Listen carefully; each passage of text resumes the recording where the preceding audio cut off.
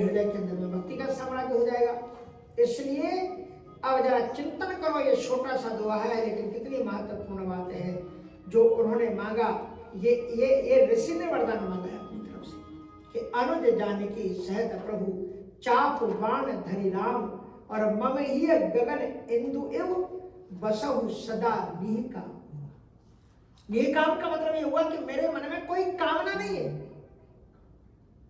इसलिए वाल्मीकि जी महाराज के कभी 14 स्थानों को पढ़ना, रामचरितमानस के अयोध्या कांड के 125 दोहे के पास में जो वाल्मीकि जी ने 14 निवास स्थान, this is science of divine life, इनको आप कभी पढ़ना।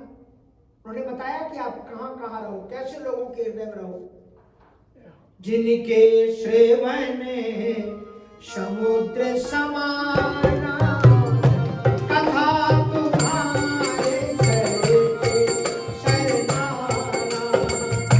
जिनके श्रेवन समुद्र समाना कथा तुम्हारे चरते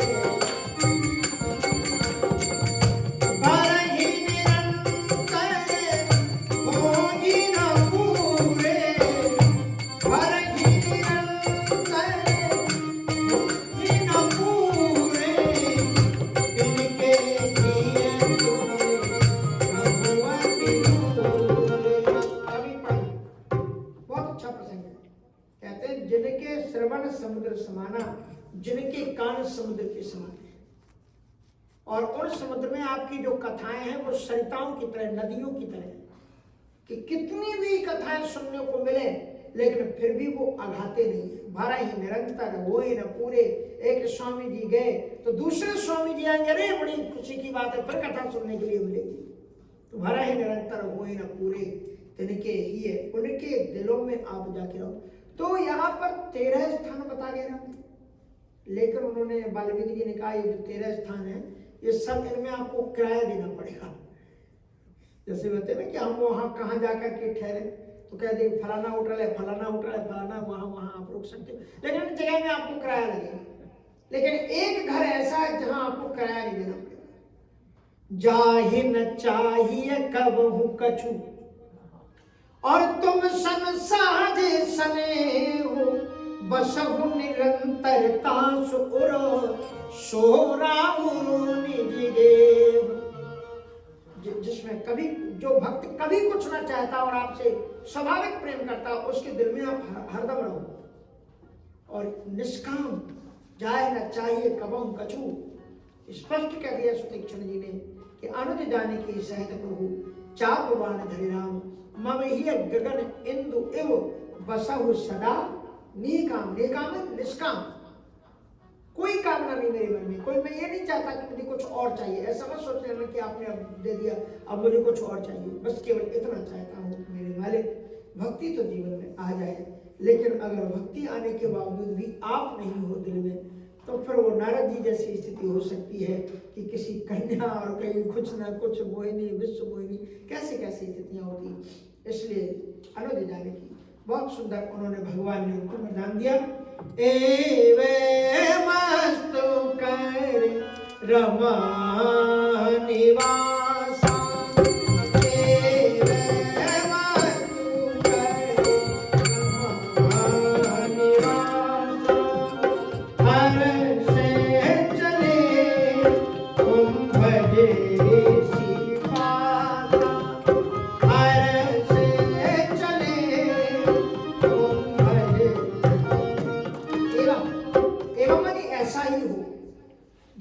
धन्यता ऐसी है। ये जो मानव जीवन मिला हुआ है इसमें कमाना भी जरूरी है, खाना भी जरूरी है, पहनना भी जरूरी, सब कुछ जरूरी है, लेकिन दुर्लभ मिला है नर्तन।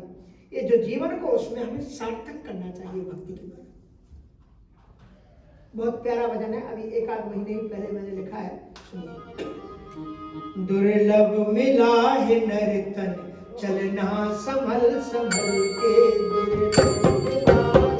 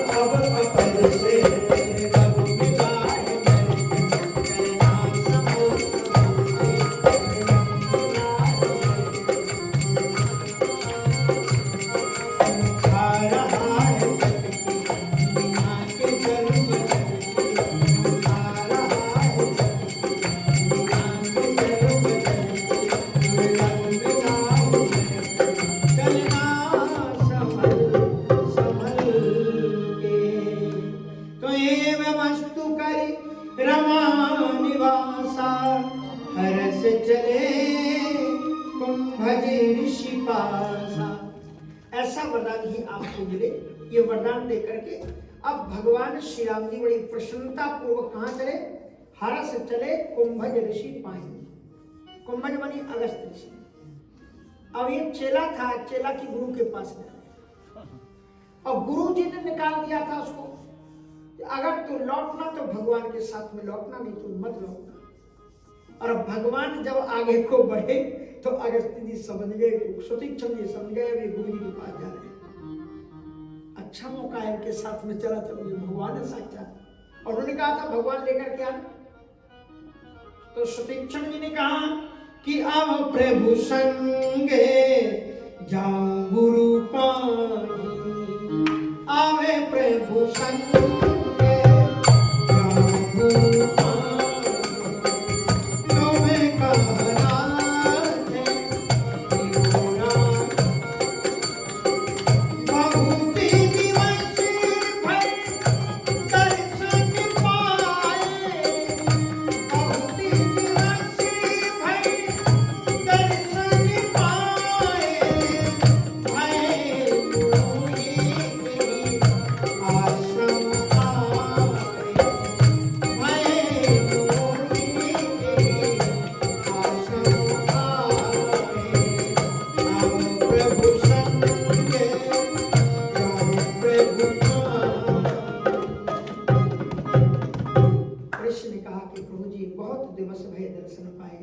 बहुत दिनों से इस आश्रम में मैं रह रहा हूँ, गुरु जी का दर्शन मुझे मिला नहीं। अब आप चल रहे तो अब प्रभु संग जाऊं गुरु पाई, आपके साथ में चला चलता हूँ। तुम कहो ना तुम्हें हो रहा नहीं, इसमें आपसे क्या कहने की बात है, चल नहीं तो है आपके पीछे पीछे मैं भी चला जाता हूँ।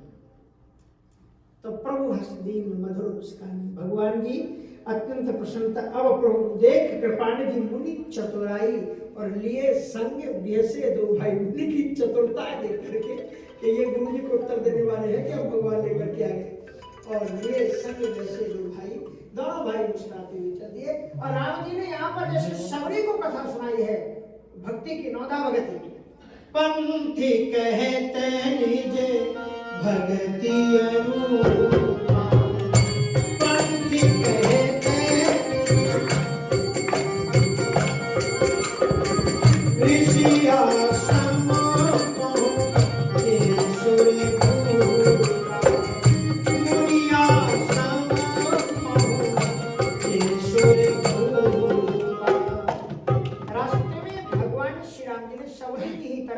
सुतीक्षण को अपनी अनुपम भक्ति सुनाई और उनको भक्ति सुनाते हुए ऋषि का आश्रम करीब आ गया। सुतीक्षण जी जान गया गुरु जी का आश्रम आ ही गया है।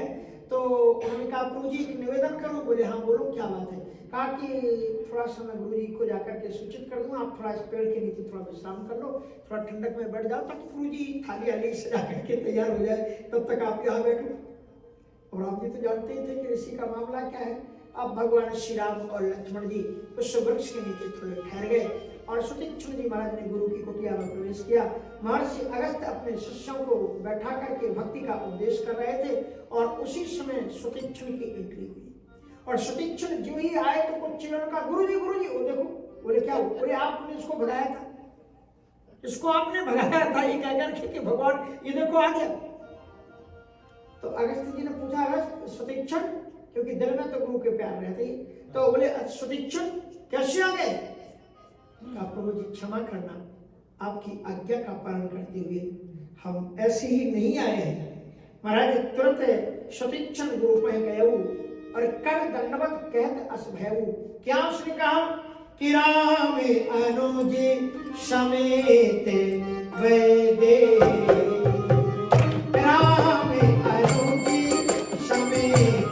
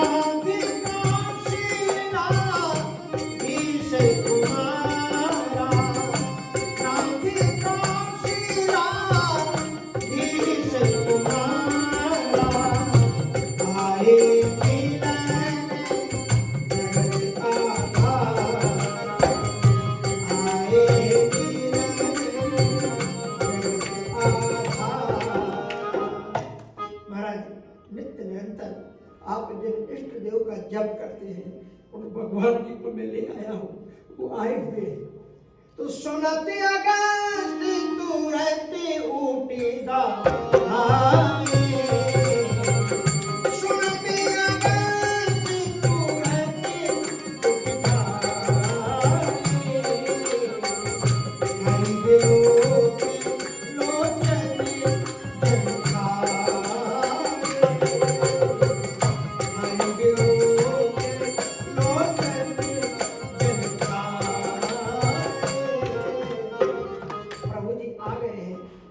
सुनते ही महर्षि अगस्त्य जी तुरंत दौड़ पड़े और हाय विलोक लोचन जल छाए। सामने अपने इष्ट देव को खड़ा हुआ देख करके नेत्रों से अश्रु बड़ी प्रवाहित हो उठी। भगवान श्री राम जी जब तक राम जी की ओर बढ़ते, शिष्यों ने सोचा राम के चरणों में गिरने वाले हैं, लेकिन महर्षि अगस्त्य जी पलटे पीछे की ओर और सुतीक्षण को हृदय से लगा करके प्रेमाश्रु से स्नान कर दिया। कहा बेटा दुनिया में आज तक ये सुना गया था कि गुरु गोविंद दो खड़े काके लागों पाए, बलिहारी गुरु आपकी गोविंद दियो मिलाए। होता तो ये था कि गुरु भगवान को अपने शिष्य को भगवान से मिलाता है, लेकिन तूने आज उल्टा कर दिया। आज मैं ये देख रहा हूं कि शिष्य भगवान को गुरु से मिलाना है, तो इसलिए तुमने बड़ा गजब का काम किया है। पहले उन्होंने अपने शिष्य को हृदय से लगाया, जिनको आप अज्ञानी समझते हो, कभी कभी वही विज्ञानी हो जाते हैं। और फिर उन्होंने भगवान से वरदान मांगे हैं, और भगवान से जो वरदान मांगे वो बड़े अद्भुत वरदान है। उन्होंने जो वरदान मांगा तो वो कहते हैं कि महाराज आप ऐसी मुझे भक्ति दो कि जो निरंतर रूप से अविरल भगति, आपके चरणों में अविरल भगत मिले। उन्हें मांगनी पड़ती है अविरल भगति, लेकिन सुतीक्षण को बिना मांगे अविरल भगति भगवान देते हैं। तो ये जो पावन प्रसंग है, यहाँ से आगे की कथा में हम आपको बताएंगे कि भगवान श्री राम जी फिर महर्षि अगस्त्य जी से पूछते हैं कि मुझे अब निवास करना है तो मैं कहाँ पर रहूं। ये प्रश्न उन्होंने भरद्वाज जी से भी किया था और वाल्मीकि जी से भी ये प्रश्न किया था। यही प्रश्न वो उनसे कहते हैं कि मुझे यहाँ पर अरण्य में मुझे निवास करना है, और आप मुझे वो मंत्र दो जिससे मैं साधु संतों का दुश्मन जो राक्षस है उनको मैं वध कर सकूं। फिर उन्होंने कैसे कैसे स्थान, एक आध स्थान, उसके बाद में भगवान जी पंचवटी पर निवास करते हैं। उसके पहले उनकी जटायु से मित्रता होती है। कल कथा बड़ी सुंदर प्यारी, जो पंचवटी है, शरीर ही अपना पंचवटी है और इसी में भगवान का निवास होता है। कल आपकी वैज्ञानिकता के साथ में इस प्रसंग को प्रस्तुत करेंगे। आइए दोबारा भगवान नाम स्मरण करते हैं। राजा राम राम राम सीता